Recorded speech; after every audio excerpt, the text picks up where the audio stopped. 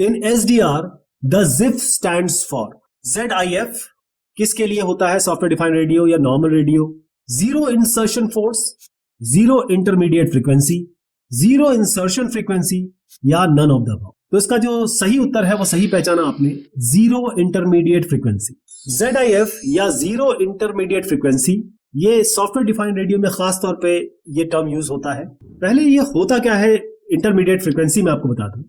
एक कम्युनिकेशन या electronic engineering में जो इंटरमीडिएट फ्रीक्वेंसी होती है वो ऐसी फ्रीक्वेंसी होती है जिसमें जो कैरियर वेव है उसको हम शिफ्ट करते हैं इंटरमीडिएट स्टेप में, ताकि हम ट्रांसमिशन और रिसेप्शन कर सकें। यानी जो भी चीज आ रही है उसको हम कैरियर वेव में डालते हैं और फिर उसको आगे बढ़ाते हैं। तो कहीं ना कहीं कैरियर वेव की या फिर जो कंप्लीट वेव फॉर्म बन रहा है उसकी एक इंटरमीडिएट फ्रीक्वेंसी होती है।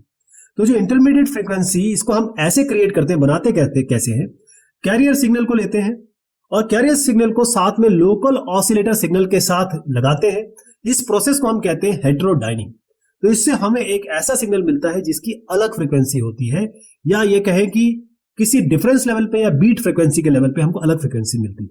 तो जो ZIF है या ZIF है, ये एक रेडियो आर्किटेक्चर है जो कन्वर्ट करता है जो ओरिजिनल आपके एनालॉग RF सिग्नल्स आ रहे हैं उनको डायरेक्टली बगैर फ्रीक्वेंसी को ट्रांजिशन किए हुए या कैरियर फ्रीक्वेंसी में डाले हुए डायरेक्टली, देखिए नो इंटरमीडिएट फ्रीक्वेंसी, ये डायरेक्टली बेस बैंड सिग्नल में से चेंज करता है। तो कोई इंटरमीडिएट फ्रीक्वेंसी आती नहीं है।